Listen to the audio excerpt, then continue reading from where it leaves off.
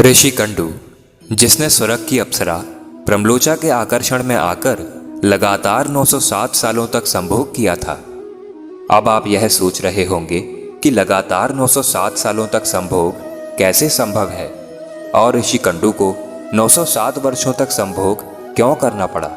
इस प्रश्न का उत्तर हम पुराणों में वर्णित ऋषि कंडू और प्रमलोचा की कहानी के माध्यम से जानेंगे। नमस्कार दोस्तों, मेरा नाम है विजय और आप सभी का हमारे YouTube चैनल पर एक बार फिर तहे दिल से स्वागत है। तो दोस्तों, अगर आप सच में भगवान श्री कृष्ण के भक्त हैं तो वीडियो को एक लाइक कर दीजिए एवं कमेंट में एक बार लिख दीजिए जय श्री कृष्णा। मित्रों, जहाँ कहीं भी अप्सराओं का नाम आता है वहाँ स्वयं ही इंद्रदेव का नाम भी आता है।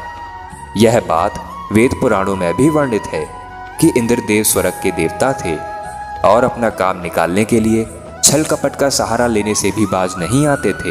एक बार ऐसा ही हुआ जब ऋषियों में श्रेष्ठ ऋषि कंडू गोमती नदी के किनारे घोर तपस्या में लीन थे।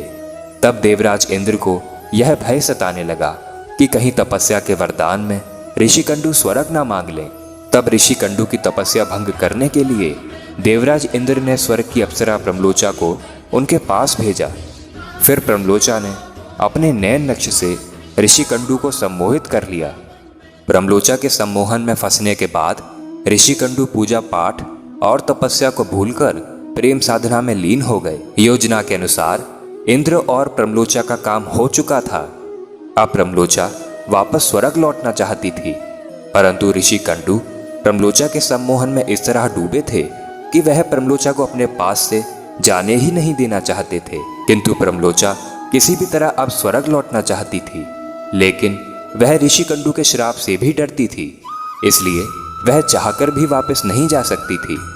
फिर एक दिन अचानक ऋषि कंडू को अपनी तपस्या याद आई। फिर वह अपनी कुटिया से बाहर आए और प्रमलोचा को बोले, मैं तप करने जा रहा हूँ।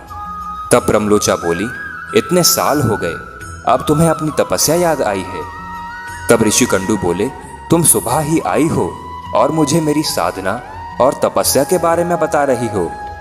तब प्रमलोचा ने इंद्र के बारे में सब कुछ सच बताया और कहा कि मुझे यहाँ आए हुए पूरे 907 साल हो चुके हैं।